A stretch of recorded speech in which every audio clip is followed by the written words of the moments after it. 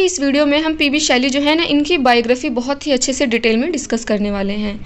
तो PB Shelley, इनका पूरा नाम पर्सी बायशी शैली है। कई बार एग्जाम में आ जाता है, आपको फुल नेम याद रखना है।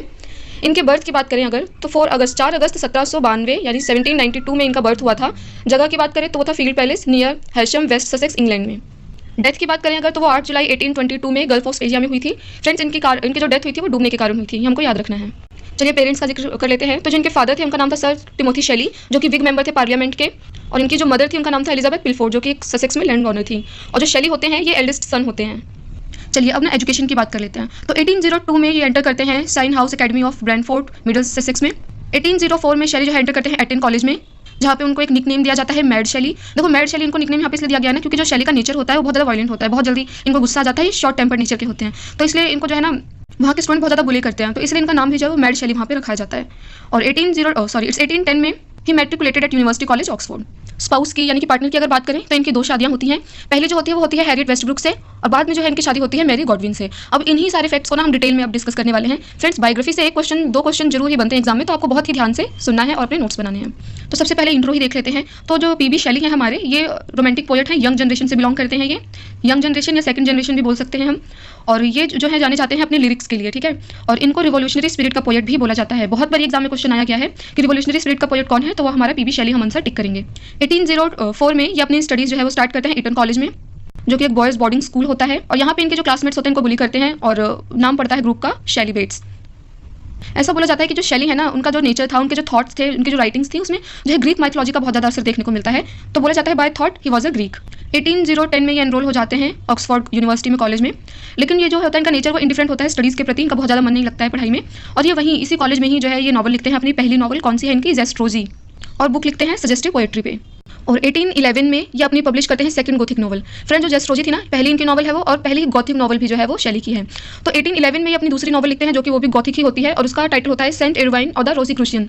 और साथ ही साथ एक पैम्फलेट भी लिखते हैं जिसका नाम होता है नेसेसिटी ऑफ एथिसिज्म। फ्रेंड्स, ये बहुत इंपॉर्टेंट है, आपको ये याद रखना है। इनके वर्क्स पब्लिश हो रहे थे ना, ये एनोनिमसली पब्लिश हो रहे थे, मतलब ये अपने नाम से पब्लिश नहीं करवा रहे थे इन वर्क्स को। और जो इनका ये वर्क होता है ना, नेसेसिटी ऑफ एथिसिज्म, इसके लिए इनको कॉलेज से निकाल दिया जाता है। कई बार एग्जाम में क्वेश्चन बना है कि किस वर्क की वजह से इनको कॉलेज से एक्सपेल किया जाता है, तो वह है नेसेसिटी ऑफ एथिसिज्म। और इनको खाली अकेले नहीं निकाला जाता है, इनके एक फ्रेंड होते हैं थॉमस जेफरन हॉग करके। ये याद रखना कि जो इनका फ्रेंड होता है कॉलेज में, थॉमस जेफरन हॉग, इनका एक लाइफ लॉन्ग फ्रेंड होता है, बहुत ही बेस्ट फ्रेंड होता है। तो साथ ही साथ इनको भी जो है कॉलेज से निकाला जाता है। नेसेसिटी ऑफ एथिसिज्म में क्या होता है, क्वेश्चन कर देते हैं रिलीजन के ऊपर ही, जो कि उस वक्त के लोग जो होते हैं, अथॉरिटीज जो होते हैं, वो उसको बहुत सीरियस लेते हैं और उनको कॉलेज से निकाल देते हैं। तो फ्रेंड्स, अभी तक आपको इनका नेचर समझ आ रहा होगा कि ये शॉर्ट टेम्पर्ड थे, पढ़ाई में इनका मन नहीं लगता था, इनके क्लासमेट्स इनको बुली करते थे, रिवोल्यूशनरी स्पिरिट होती थी इनकी, अगेंस्ट में इन्होंने रिलीजन की ही चीज़ों को लिख दी है। अब सेम ईयर में ही यानी 1811 में ही, मतलब जब ये कॉलेज से निकाल दिए जाते हैं, तो उसके 4 महीने के बाद ये क्या करते हैं, उस वक्त इनकी एज होती है 19 साल, 19 ईयर्स ओल्ड होते हैं शैली। और ये भाग जाते हैं एक लड़की के साथ जो 16 साल की होती हैं। ये स्कॉटलैंड भाग जाते हैं, और लड़की का नाम होता है हैरियट वेस्टब्रुक। तो ये हैरियट वेस्टब्रुक के साथ भाग जाते हैं, शादी कर लेते हैं। लेकिन कुछ टाइम बाद जो है शैली इंटरेस्टेड हो जाते हैं, इंटरेस्ट दिखाने लग जाते हैं एलिजाबेथ टीचर में, जो कि एक 28 ईयर ओल्ड स्कूल टीचर होती हैं। तो इनके साथ जो है इनका कोई रिलेशनशिप नहीं होता, बस ये इनके थॉट में ही होता है, प्लेटोनिक रिलेशनशिप हम इसे बोल सकते हैं। और ऐसा माना जाता है कि वो इंस्पायर करती है, इनका जो पोयम है शैली की बहुत मेजर पोयम मानी जाती है, क्वीन मैब। पहली मेजर पोयम शैली की क्वीन मैब मानी जाती है, जो कि 1813 में आई थी। तो ऐसा माना जाता है कि जो टीचर थी, स्कूल टीचर थी, ये इंस्पायर करती है शैली को ये पोयम लिखने के लिए। और 1830 में शैली जो है वो खुद ही पब्लिश करते हैं अपनी लाइफ लॉन्ग पोयम क्वीन मैब, जो कि एक पोयम है, एलिगरी है पॉलिटिकल आइडियल्स के ऊपर। फ्रेंड्स, आपको इजी पेश करते हैं। और 1840 में ये विजिट करते हैं विलियम गॉडविन के घर जाते हैं, ठीक है। विलियम गॉडविन बहुत बड़ा नाम है, ठीक है, अपने पॉलिटिकल जस्टिस के लिए बहुत ज़्यादा फेमस थे। तो 1840 में शैली जो है वो विलियम गॉडविन के घर जाते हैं। शैली समझ लो एक तरीके से अपना गुरु मानते हैं विलियम गॉडविन को, बहुत जो है एडमायर करते हैं इनकी आइडियाज़ को। तो जब इनके घर जाते हैं तो ये विलियम गॉडविन की डॉटर होती है एक 16 साल की, मैरी नाम होता है उसका। तो ये मैरी को देखते हैं, और मैरी और शैली को जो है वो प्यार हो जाता है। उस वक्त जो है शैली की जो फर्स्ट वाइफ होती है हैरियट वेस्टब्रुक, वो एक्सपेक्ट कर रही होती है, मतलब वो प्रेग्नेंट होती है। और यहाँ शैली जो है वो प्यार पे पड़ जाते हैं मैरी के। 1814 में ही शैली और मैरी जो है वो भाग जाते हैं यूरोप में। और 1816 में जो उनकी फर्स्ट वाइफ होती है शैली की, हैरियट, वो सुसाइड कमिट कर लेती हैं। और वो कैसे सुसाइड अटेम्प्ट करती हैं, वो एक रिवर होता है, उस रिवर में कूद करके अपनी जान दे देती हैं। और सेम ईयर में यानी 1860 में ही शैली जो है वो दूसरी शादी कर लेते हैं मैरी से।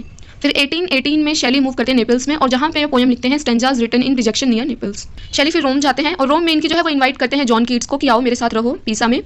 लेकिन कीट्स जो है होता है ना, इनका जो इन्विटेशन है उसको रिजेक्ट कर देते हैं। पीसा, फ्रेंड्स, इस पे क्वेश्चन कई बार आया हुआ है। पीसा एक ऐसी जगह है जहाँ पे शैली रहते हैं, और जो उनकी बेस्ट पोइट्रीज है ना जो उन्होंने लिखी है, माना जाता है कि वो सब पीसा में ही लिखी हुई हैं। तो कुछ टाइम बाद शैली और एडवर्ड विलियम होते हैं, ये एक नई बोट में जा रहे होते हैं। उस बोट का नाम होता है डॉन स्वान, ठीक है। तो ये नई बोट में सफ़र कर रहे होते हैं, जा रहे होते हैं कहाँ से, लिवोर्नो से लेडी सी। लेकिन क्या होता है कि एक तूफान आ जाता है, समुद्री तूफान, गल्फ ऑफ स्पेजिया में। जिसमें इनकी डेथ हो जाती है। तो इनकी जो बॉडी होती है वो 10 दिन बाद जो है वो रिकवर करी जाती है। तो जो स्टार मार्क करके लिखा है ना मैंने, इस पर कई बार क्वेश्चन आया हुआ है, आप लोग प्लीज़ ध्यान से सुनना। तो जब शैली की डेथ होती है, जब इनकी बॉडी जो है वो रिकवर होती है ना, तो इनकी पॉकेट से ना एक वर्क निकलता है। वर्क का नाम क्या होता है? लामिया। लामिया कौन सी पोएट्री थी? जॉन कीट्स की थी। तो जॉन कीट्स की जो पोएट्री होती है लामिया, वो हमें शैली की पॉकेट से देखने को मिलती है। शैली के एपिटाफ की बात करें तो वो टेम्पेस्ट से लिया गया है। द टेम्पेस्ट जो कि विलियम शेक्सपियर का वर्क है, इसमें एरियल का एक कैरेक्टर होता है एरियल। एरियल का जो सॉन्ग है वहीं से शैली का एपिटाफ लिया गया है। वो क्या है हम देख लेते हैं। Nothing of him that doth fade but doth suffer a sea change into something rich and strange. Shelley का कजन होता है थॉमस मेडविन, जो कि बायोग्राफी लिखता है पीबी शैली की, जिसका नाम और टाइटल देते हैं the life of Percy Bysshe Shelley. Byron ने कमेंट किया था शैली पे, the most gentle, the most amiable, the least worldly minded people I have ever met. कब मिले थे वो? They met 1816, spend time in Lake Geneva, boating tour में रहे थे। इन्फ्लुएंस किया था ये जो इनकी मीटिंग थी ना, ये इन्फ्लुएंस करती है शैली को लिखने के लिए हिम टू इंटेलेक्चुअल ब्यूटी। तो आज की इस वीडियो में हम इनके जितने भी वर्क हैं वो किस ईयर में पब्लिश हुए हम ये देखेंगे, और अपकमिंग वीडियोस में हम इनके जो भी इंपॉर्टेंट वर्क है उनको डिटेल में डिस्कस करते हुए चलेंगे। तो अगर आप चैनल पे नए हैं, वीडियोस अच्छी लग रही हैं, नोट समझ आ रहे हैं, तो वीडियोस को लाइक करें और आपके जो भी ओपिनियन है कमेंट सेक्शन में जरूर रखें। चलिए आज की वीडियो को शुरू करते हैं। तो पीबी शैली के वर्क्स की बात करें अगर, तो पहला वर्क इनका माना जाता है, इन्होंने लिखा था 1810 में, द वंडरिंग ज़ू। हालांकि ये पब्लिश 1877 में हुई थी, बट इन्होंने इसको कंपोज जो है वो 1810 में ही किया था। लेकिन अगर एग्जाम में क्वेश्चन बनता है कि इनका पहला वर्क, पहला नॉवल या पहली गॉथिक नॉवल कौन सी है, तो हम जो है जेस्ट्रोजी पे ही टिक करेंगे। ये आपको याद रखना है, कंफ्यूज नहीं होना है। तो 1810 में इनका वर्क आया था जेस्ट्रोजी, जो कि गॉथिक नॉवल थी, और सेम ईयर में इनके अदर वर्क्स भी आए थे, वो थे original poetry by Victor and Cazire. Next work इनका आया था Posthumous fragments of Margaret Nicholson. इसी का टाइटल है, ये लॉन्ग टाइटल है, being poems found amongst the papers of that noted female who attempt the life of the king in 1786। 1811 में इनका वर्क आया था सेंट इरवाइन और द रोजीक्रूसियन, और सेम ईयर में इनका पैम्फलेट आया था द नेसेसिटी ऑफ एथिसिज्म। अगर आपने बायोग्राफी वाली वीडियो देखी होगी तो आपको ये वर्क बहुत अच्छे से याद होंगे। 1812 में आई थी इनकी वर्क द डेविल्स वॉक, जो कि एक बैलेड था, और 1830 में इनका वर्क आया था क्वीन मैप, जो कि एक फिलोसॉफिकल पोएम थी। 1814 में इनका वर्क आया था अ refutation of डेइज्म in a dialogue. 1850 में इनकी पोएम आई थी अलास्टर, और इसका ही जो दूसरा टाइटल है वो है और the spirit of solitude. Other work आया था इनका सेम ईयर में वॉलस्टीन और द मिस्टीरियस बैंडिट, जो कि एक चैप बुक था। 1816 में आया था Mont Blanc the daemon of the world, और 1817 में आया था इनका work hymn to intellectual beauty the revolt of Islam, जो कि एक पोएम थी 12 कैंटोज में। 1818 में इनका फेमस वर्क ओzymandias आया था, और द बैंकेट आया था। बैंकेट क्या था? प्लेटो का वर्क था, और इसको इन्होंने ट्रांसलेट किया था ग्रीक से इंग्लिश में। 1818 में इनका वर्क आता है फ्रैंकेनस्टीन और द मॉडर्न प्रोमेथियस। ये तो लिखी थी मैरी शैली ने, जो इनकी सेकंड वाइफ थी, यानी जो विलियम गॉडविन की डॉटर थी, उन्होंने लिखा था फ्रैंकेनस्टीन, लेकिन जो इस नॉवल का प्रीफेस है ना वो शैली ने लिखा था, इसलिए यहाँ पे शैली का नाम आ रहा है। और सेम ईयर इनका वर्क आता है रोजालिंड एंड हेलेन, जो कि एक मॉडर्न इक्लोग माना जाता है। 1819 में इनका प्ले आता है द सेंसी, जो कि एक ट्रेजेडी प्ले है 5 एक्ट्स में। और सेम ईयर इनके अदर वर्क्स आते हैं जैसे O to the west wind, the mask of anarchy और जूलियन एंड मोडालो, जो कि एक कन्वर्सेशन है। 1820 में इनके वर्क्स आते हैं पीटर बेल द थर्ड, जो कि पब्लिश 1839 में हुआ था। फिर आता है प्रोमीथियस अनबाउंड, जो कि एक लिरिकल ड्रामा है 4 एक्ट्स में, बहुत इंपॉर्टेंट प्ले है ये इनका। अदर वर्क्स इनके आते हैं to a skylark the cloud. Friends, हमको ये Peter Bell, to a skylark the cloud, इनमें कंफ्यूज नहीं होना है। वर्ड्सवर्थ के वर्क अलग हैं और शैली के अलग हैं, तो आप टाइटल को प्लीज़ ध्यान से देखना। फिर सेम ईयर में ही इनका वर्क आता है इडिपस ट्रेनमस और स्वेल फूड द टायरेंट, ये भी एक ट्रेजेडी होती है 2 एक्ट में, ट्रेजेडी इन 2 एक्ट्स। और सेम ईयर इनका वर्क आता है द विच ऑफ एटलस, जो कि पब्लिश होती है 1824 में। 1821 में इनका फेमस वर्क आता है अ डिफेंस ऑफ पोएट्री, जो कि पब्लिश होती है 1840 में। एडोनाइज जो है वो पब्लिश होती है 1821 में। और सेम ईयर आता है इनका यॉन बाय प्लाटो, जो कि इन्होंने ट्रांसलेट किया था ग्रीक से इंग्लिश में। पिप्सी चीडियन आता है सेम ईयर में। फिर 1822 में आता है इनका हेलास, जो कि एक लिरिकल ड्रामा है।